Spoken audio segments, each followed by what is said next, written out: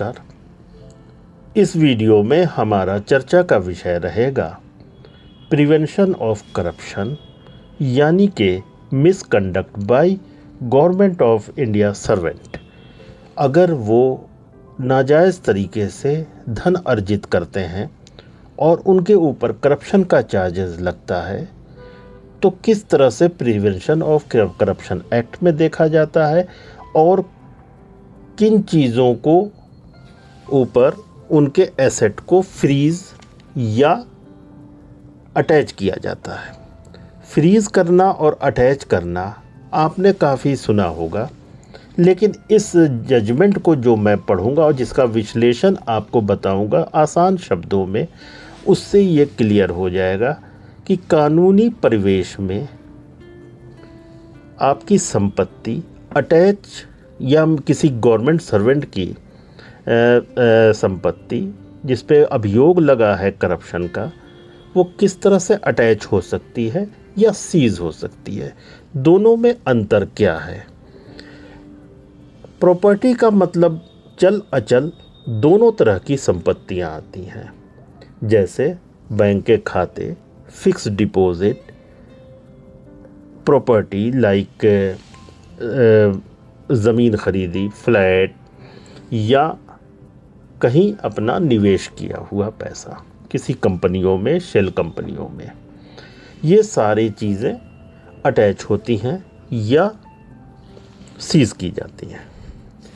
इस संदर्भ में हम देखने जा रहे हैं सुप्रीम कोर्ट ऑफ इंडिया का एक जजमेंट जो क्रिमिनल अपीलेंट ज्यूरिडिक्शन के अंदर आता है। Criminal appeal number 5373 of 2025 special leave petition है नंबर 1003/2025 ईयर। पार्टीज़ हैं, अपीलेंट जो हैं वो स्टेट ऑफ वेस्ट बंगाल है वर्सेस अनिल कुमार दे रिस्पोंडेंट्स हैं। मैं आपको ये स्पेशल लीव पिटीशन है जिसमें लीव ग्रांट की गई। कुछ चैप्टर्स हैं जो इस तरह से ऑर्गेनाइज किए गए हैं। Questions to be considered, factual and legal backdrop, impugned judgment मतलब जिस जजमेंट को खारिज किया गया, रेलेवेंट प्रोविज़न कानून के प्रावधान क्या हैं, ब्रीफ सबमिशंस, कंसिडरेशन और कंक्लूजन। जज हैं संजय करोल जो सुप्रीम कोर्ट के चीफ जस्टिस हैं। अब क्वेश्चन क्या है वो देखते हैं। सबसे पहले मामले का लीगल बैकड्रॉप और घटनाक्रम देखते हैं, यानी कि इतिहास। इतिहास ये है कि एक रिस्पोंडेंट और उनके बेटा प्रवीर कुमार डे सरकार और उनके परिवार के निकटतम संबंधी, उनके खिलाफ में एक एफआईआर दर्ज होती है जो कि एक कंप्लेंट के बेसिस पे होती है। जो कंप्लेंट दाखिल की जाती है superintendent of police, directorate of anti corruption branch West Bengal में, भ्रष्टाचार निरोधक महानिदेशालय के सुपरिटेंडेंट ऑफ पुलिस की ऑफिस में, जिसमें केस रजिस्टर होता है on the basis of Kalyan Mandal जो एक सब इंस्पेक्टर ऑफ पुलिस होते हैं। उन्होंने एक इंक्वायरी की जिसमें पाया कि रिस्पोंडेंट और उनके परिवार वालों ने काफ़ी धन अर्जित कर रखा है जो कि आय के स्रोत से बाहर है। ये कंप्लेंट दर्ज होती है या FIR section 13(2) section 13(1)(b) of prevention of corruption act के अंदर। बेसिकली इस चीज़ का और थोड़ा सा अंदर झांक के देखते हैं। इंक्वायरी में ये पता लगता है कि प्रवीर कुमार डे सरकार जो राजदंगा मेन रोड कोलकाता के रहने वाले हैं, उन्होंने नौकरी की स्टार्ट की 1979 में एक कांस्टेबल ऑफ पुलिस की हैसियत से। उसके बाद से वो वायरलेस ऑपरेटर थे, प्रमोट होते हैं, सब इंस्पेक्टर ऑफ पुलिस बनते हैं 1991 में। उसके बाद 2011 में फिर एक प्रमोशन होती है। उसके बाद बनते हैं इंस्पेक्टर ऑफ पुलिस। अपनी नौकरी के दौरान वो अलग अलग थानों में पोस्टेड रहते हैं। उन्होंने जो सरकारी तनख्वाह है, जो उनके पद के हिसाब से अगर एस्टीमेट किया जाए तो 2007 से 2017 10 साल की अवधि में 40,08,090 रुपये कुल तनख्वाह कमाई, जिसमें से उन्होंने डिक्लेयर्ड खर्चा यानी कि किचन एक्सपेंस 13,36,030 रुपये है, यानी कि उनकी नेट बचत 26,72,060 रुपये है। ये 10 साल की अवधि में। इंक्वायरी में ये साबित होता है, जिसके तथ्य मिलते हैं और जिसके ऊपर कैलकुलेशन की जाती है, कि इनकी प्रॉपर्टी और इनकी सेविंग 1,50,00,000 के आसपास है। Total value is 1,49,18,628 rupees. ये सेविंग इनकी आय के प्रपोर्शन से बहुत बाहर होती है। इसी कंप्लेंट के मद्देनज़र एक एफआईआर दर्ज होती है, एफआईआर नंबर 09/19। इस एफआईआर के pursuant accused Anil Kumar day सरकार, उनके भाई प्रबीर कुमार डे सरकार और एक्यूज्ड की पत्नी दीपा डे सरकार और एक्यूज्ड के पिता जो कि 93 साल यानी 93 ईयर्स ओल्ड हैं, उनके खिलाफ इन 4 को मेन एक्यूज्ड पाया गया, क्योंकि जो अनएक्सप्लेन्ड धन है जिसके ऊपर इन्होंने एक्सप्लेनेशन नहीं दे पाए, वो डिफरेंट फिक्स डिपॉजिट में जमा थे। और वो सारे फिक्स डिपॉजिट कोई सिंगल पर्सन के नाम पे नहीं थे, जॉइंट अकाउंट्स में थे। अब अभियोगी, प्रमुख अभियोगी और सह अभियोगी के साथ। इस एफआईआर के pursuant home and hill affairs department government of West Bengal ने इनके भाई और बेटा पे भी अभियोग चलाने का हुक्म दिया था। कोर्ट ने ये सारी चीज़ें देखते हुए इनको अभियोगी ठहराया और इनके ऊपर फर्दर कार्रवाई का ऑर्डर दिया। साथ साथ इनके पिताजी ने एक याचिका दाखिल की थी, जो 93 साल के हैं। उन्होंने ये मूव किया था पिटीशन कि वो अपना इलाज कराने के लिए और अपने ख़र्चे के लिए इन जो अकाउंट्स हैं, जो फ़िक्स डिपॉज़िट अकाउंट हैं जो फ्रीज़ हो गए थे, उनको डीफ्रीज़ किया जाए, क्योंकि वो अपना इलाज कराना चाहते थे और डीफ्रीज़ करने की डिमांड की थी। फ्रीजिंग इसलिए होती है अकाउंट की ताकि आप पैसा न जमा कर सकें और न जो उसमें धन पड़ा हुआ है वो निकाल ना सकें।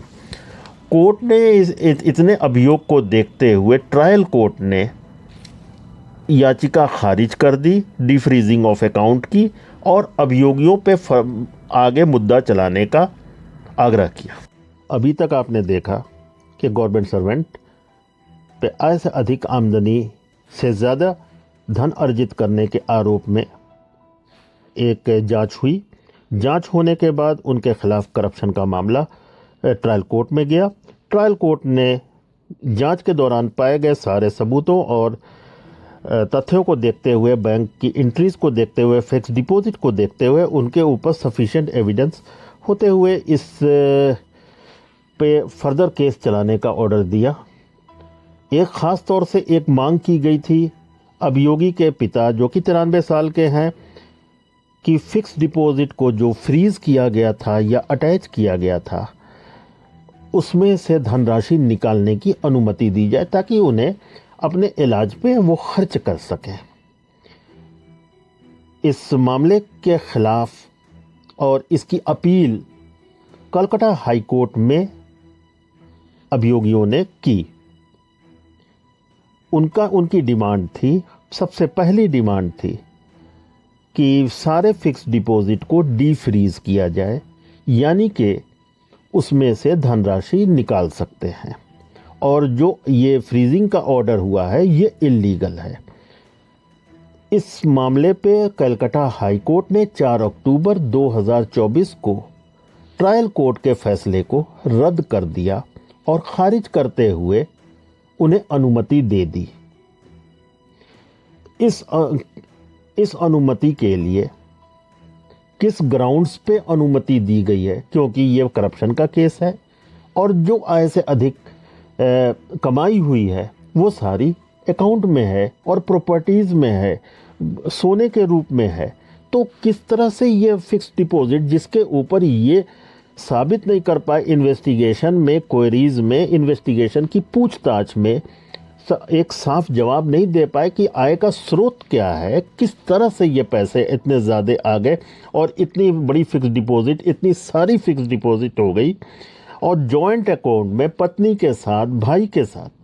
फिर भी हाई कोर्ट ने इस याचिका को माना और धन निकालने की अनुमति दे दी, यानी कि अकाउंट को डीफ्रीज कर दिया। ये हम अभी देखते हैं, ये बड़ी चौंकाने वाली बात रहेगी, ध्यान से सुनिए।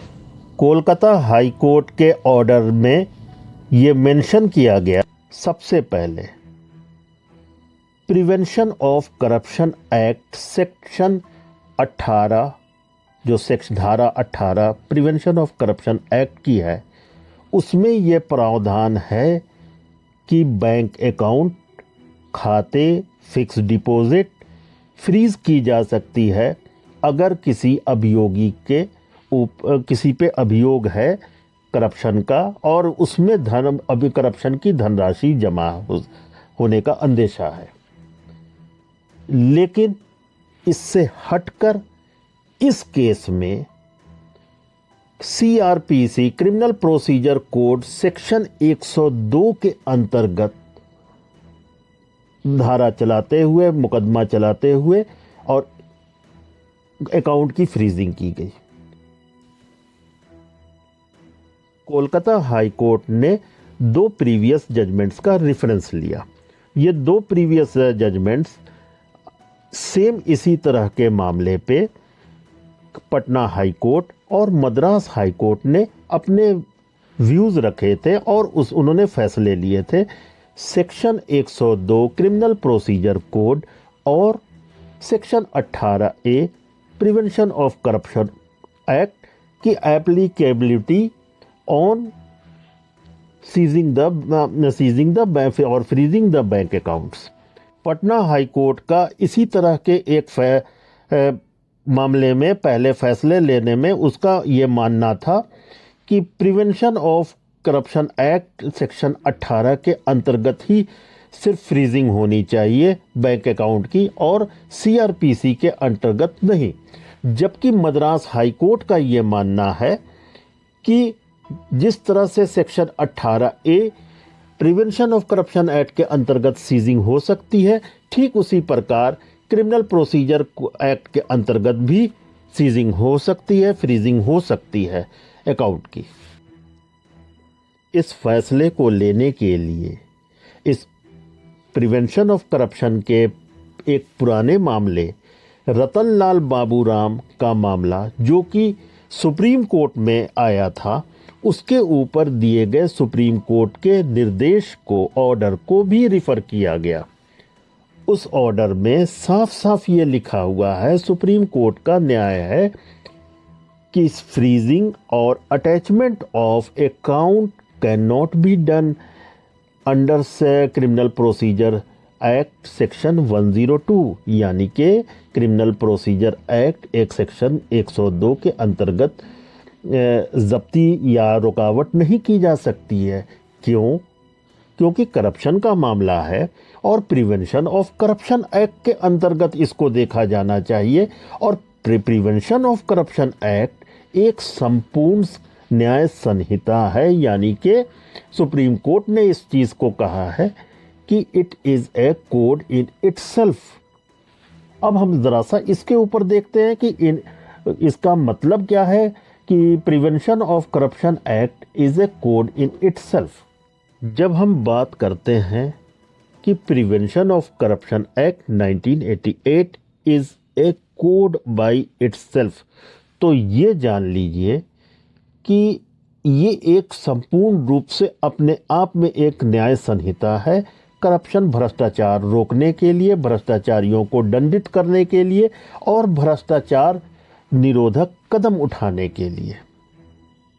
और इसके अंतर्गत किसी दूसरे कोड को देखने की ज़रूरत नहीं है। दिस मीन्स कि की implication of prevention of corruption act as a self content code is exclusive procedure. इसके अंदर डिफाइंड है attachment and seizure of properties के लिए। तो फिर सहारा लेने की क्या ज़रूरत है किसी दूसरे क्रिमिनल कोड की? जब करप्शन का मामला है तो करप्शन का मामला करप्शन की संहिता के अंतर्गत देखा जाएगा। इसके स्पेशल जज होते हैं, इसकी स्पेशल बेंच होती है और इस एक्ट के अंतर्गत सुना जाता है मामला। और कॉम्प्रिहेंसिव फ्रेमवर्क है। इसके अंतर्गत सारे मामले जिसके अंतर्गत इन्वेस्टिगेशन, पेनाल्टी यानी कि सज़ा, जांच, किसी तरह की जांच की सैंक्शन लेना है, मींस की परमिशन कहीं ऑर्डर करना है, कहीं से जांच फर्दर करके इसकी फॉरेंसिक करनी है, डेटा निकलवा के जांचना है, बैंक के रिकॉर्ड को जांचना है, सारी चीज़ इसके अंतर्गत चलेगी इसकी न्यायपालिका में। और न्यायपालिका ऑर्डर देती जाएगी और इसके अंतर्गत इसकी ही सज़ा, इसके अटैचमेंट सारे कुछ दिए जाएंगे। क्रिमिनल प्रोसीजर एक्ट जो है वो लीगल प्रीव्यू के बाहर है करप्शन में, as per supreme court of India, जिन्होंने इस बाबूलाल सुप्रा केस में इस चीज़ की पुष्टि कर दी थी और इस केस का रेफरेंस लिया, इस ऑर्डर का रेफरेंस लिया हाई कोर्ट ने। इसलिए हाई कोर्ट ने ट्रायल कोर्ट का ऑर्डर, जो कि फ्रीजिंग को एक सही रूप मान रहा था और डीफ्रीजिंग के रिक्वेस्ट को रिजेक्ट कर दिया, इस ऑर्डर को ओवरराइड कर दिया। इतनी देर हमारा चर्चा का विषय रहा section 18A prevention of corruption act और सेक्शन 102 CRPC। जल्दी से देखते हैं इसमें साधारण क्या डिफरेंस है और क्या पावर्स है। देखिए, section 18A provision of criminal law amendment ordinance 1944 ये साफ साफ कहता है कि it applies to the attachment, administration of attached property and execution of order of attachment और कॉन्फिस्केशन ऑफ मनी, मीन्स जब्त करना मनी को और अटैच करना, उसको न्यायिक प्रशासन में रखना, उसको एग्जीक्यूट करना, इसके सारे ऑर्डर का सारा प्रावधान इस जो भी money the money which of the property has been procured by the means of offence under this act, जो इस धारा के अंतर्गत बताए हुए जुर्म में, करप्शन के जुर्म में अर्जित की गई प्रॉपर्टी को करते हैं। ठीक है, ये सेक्शन 18A हो गया प्रिवेंशन ऑफ करप्शन एक्ट। अब आते हैं सेक्शन 102 CRPC में। इसमें पुलिस को पावर होती है प्रॉपर्टी को सीज करने की। ठीक है, property can be anything, destructible property हो सकती, मूवेबल प्रॉपर्टी हो सकती, इमूवेबल प्रॉपर्टी हो सकती, बैंक अकाउंट हो सकता है। तो पुलिस को पावर है, any police officer may seize any property which may be alleged or suspected to have been stolen or which may be found under the circumstances which create suspicion of commission of offense। यानी कि एक commission of offense यानी कि कोई जुर्म हुआ है या किसी अभियोगी ने किया है, इसका शक भी है और इसके लिए कुछ ग्राउंड्स हैं, वैलिड ग्राउंड, जो कि कोर्ट में पेश किए जा सकते हैं कि जिन ग्राउंड के आधार पे इनके ऊपर या अब किसी के ऊपर अभियोग लगाया जा रहा है, तो वैसी प्रॉपर्टी सीज करने की पावर है।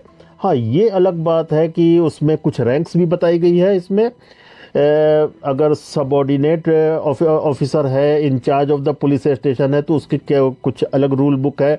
कुछ जो सीनियर ऑफिसर्स है, every police officer acting under the sub section shall forthwith report the seizure of to the magistrate having jurisdiction and where the property has been seized। ये तो होता ही है, कॉमन सी बात है कि लॉ का एक स्टैंडर्ड प्रोसीजर है कि अगर जिस जगह में प्रॉपर्टी अगर पुलिस ने सीज की है तो उसका एक कच्चा चिट्ठा ब्यौरा उस जिस जगह की सीज की, यानी कि बैंक अकाउंट्स या जो भी मतलब रेजिडेंट है उस एरिया की ट्रायल कोर्ट में पेश करें मजिस्ट्रेट के आगे, ताकि फर्दर इसकी वैलिडिटी प्रूव हो सके और चैलेंज किया जा सके अपोनेंट द्वारा। मीन्स कि लॉ के तराजू पे आप आ गए। देखिए, एक कानून का एक और प्रावधान है section of criminal law ordinance 144 application for attachment of property. इसमें बहुत साधारण और संक्षिप्त शब्दों में मैं समझा रहा हूँ। राज्य सरकार यानी कि स्टेट गवर्नमेंट और केंद्र सरकार को अगर ये पर्याप्त रीज़न है, पर्याप्त कारण है, सबूत है किसी एक गवर्नमेंट एम्प्लॉय के खिलाफ या किसी पर्सन के खिलाफ कि उसने धन अर्जित किया है या उसकी प्रॉपर्टी सीज करनी चाहिए क्योंकि वो ऐसे हरकतों में इन्वॉल्व रहा है जिससे कि आप रॉन्ग मनी, इनकरेक्ट वेल्थ और या अनलॉफुल वेल्थ एक्यूमुलेट किया है, गैर कानूनी तरीके से पैसे अर्जित किए हैं। इसके लिए प्रोविज़न होता है ऑर्डर 27 ऑफ फर्स्ट शेड्यूल से कोड ऑफ सिविल प्रोसीजर 1958 वो अप्लाई होता है। इसमें क्या होता है कि देखिए, जिस ज्यूरिडिक्शन में प्रॉपर्टी होती है या जिस ज्यूरिडिक्शन में बैंक अकाउंट है या जहाँ की जब्ती करनी है, उसके लिए डिस्ट्रिक्ट जज एक एड इंट्रिम ऑर्डर निकालता है। डिस्ट्रिक्ट जज का ये डिस्कशन होता है कि वो उन तथ्यों को देखे, समझे और अगर उसे फील होता है, उसे लगता है कि न्याय की प्रक्रिया के लिए फर्दर जांच करने के लिए एड इंट्रिम ऑर्डर के थ्रू अटैच करनी है प्रॉपर्टी तो अटैच कर सकते हैं। उसका भी प्रोसेस है कि जो जिसके खिलाफ में अभियोग होता है उसे एक नोटिस कोर्ट के द्वारा जाता है, जिसके अंतर्गत जिसमें कारण बताओ नोटिस होता है कि आपकी प्रॉपर्टी जो जिसका लिस्ट डाउन किया जाता है उसमें क्यों नहीं सीज किया जाए, और इसके किसी तारीख को अपीयर होके जो तारीख निर्णय लेती है कोर्ट या कोर्ट की तरफ से पब्लिश होता है उसमें आकर उसे जवाब देना होता है। अगर वो जवाब सफिशिएंट नहीं है रिटन स्टेटमेंट के थ्रू तो एड इंट्रिम ऑर्डर के थ्रू प्रॉपर्टी जब्त होती है। चलिए अब हम देखते हैं फाइनली सुप्रीम कोर्ट में ये मामला आता है। As a respondent West Bengal government ये मामला लेके या हाई कोर्ट की के फैसले के खिलाफ में एक स्पेशल लीव पिटीशन डालती है, यानी कि उसका कहना है कि नहीं, अकाउंट डिफ्रीज नहीं होना चाहिए और इसको फ्रीज रहना चाहिए।